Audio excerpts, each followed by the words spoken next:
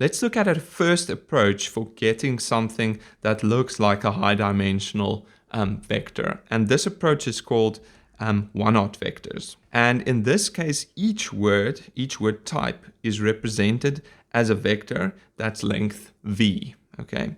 Now, v in this case, that's the size of my vocabulary. So often I denote the vocabulary as this set with this squiggly v, and the size of that set, that is equal to v, the number of word types in my vocabulary. Okay, so each word, like cat or feline or liar, is represented with a humongous vector that's v long. Okay, so if v is 50,000, it will be 50,000 long. And then what we do is, for each word type, there's a 1 in only one of the positions in this vector. So for instance, this element would represent word 1, this would represent word 2, word 3, and so on. Okay, and this is W8, okay, and so on. This is W11, and then here we've got W capital V right at the end here. Okay, so cat is maybe assigned the integer 8, and therefore we have a 1 in that position and zeros everywhere else. Feline is maybe assigned the integer value 11 and zeros everywhere else.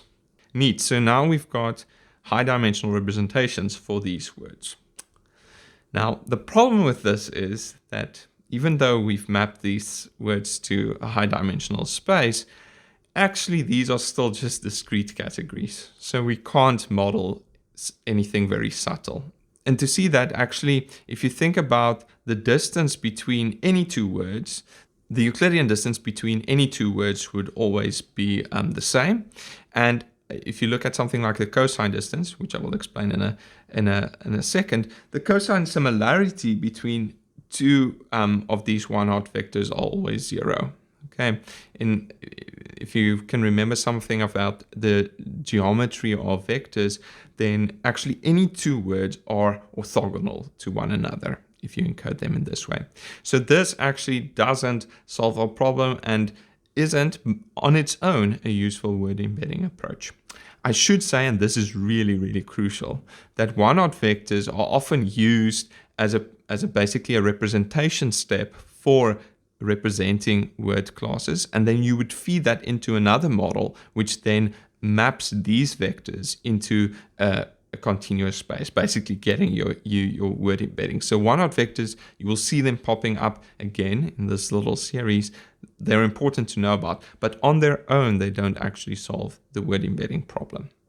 I have to quickly mention, just in case you've forgotten about this, that we very often use cosine similarity or cosine distance to measure the distance between word embeddings. The reason we don't use Euclidean distance, and there's a number of good reasons for that, but in practice, the answer is cosine distance works better in many cases. But one more fundamental reason is that you've got this curse of dimensionality, which comes into play when your dimensionality is really, really large.